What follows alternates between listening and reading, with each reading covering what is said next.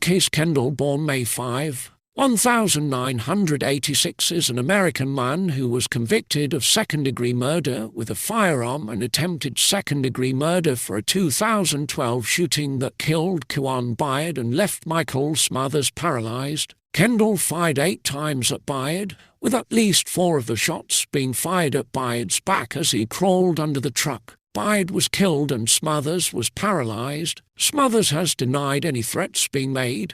"We see the security, he sees us, and there were no words even exchanged," Smathers said. "The only thing I remember was opening my car door and him telling me to put my hands up. After that, I was shot." Kendle was 29 years old when he was convicted of murdering Byrd and attempting to murder Smathers. Kendle decided to represent himself at trial. During the trial, Kendle's former attorney Carlos Pelayo Gonzalez said, "We have physical evidence and testimonial evidence has been given pre-trial that there was another gun involved, but Mr. Kendle, because he's representing himself, doesn't know how to get that evidence to the trial." Kendle told jurors, "The reason the evidence was fabricated is because I'm white." Despite a warning from the judge, he added, "The subjects I shot were African American. I can prove that what they're not allowing me to tell you is that I was arrested because of the George Zimmerman shooting." Kendle was sentenced to life imprisonment with a 25-year minimum mandatory term for the second-degree murder of Byrd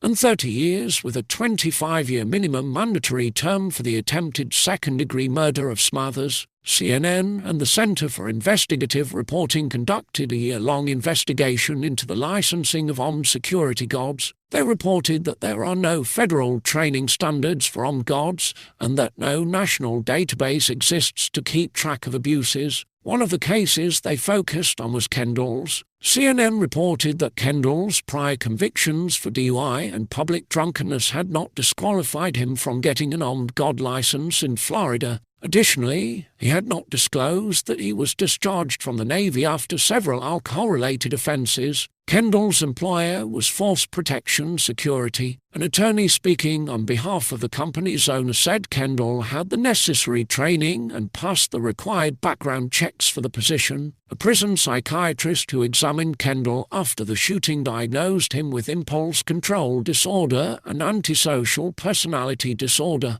A second court-appointed psychiatrist determined that there is a substantial likelihood he is suffering from a mental illness. Additional diagnoses by court-appointed psychiatrists included unspecified schizophrenia spectrum and other psychotic disorder. Kendle claimed his case fell under the same stand-your-ground defense that came under fire after George Zimmerman was exonerated in the 2012 killing of Trayvon Martin under a normal self-defense claim.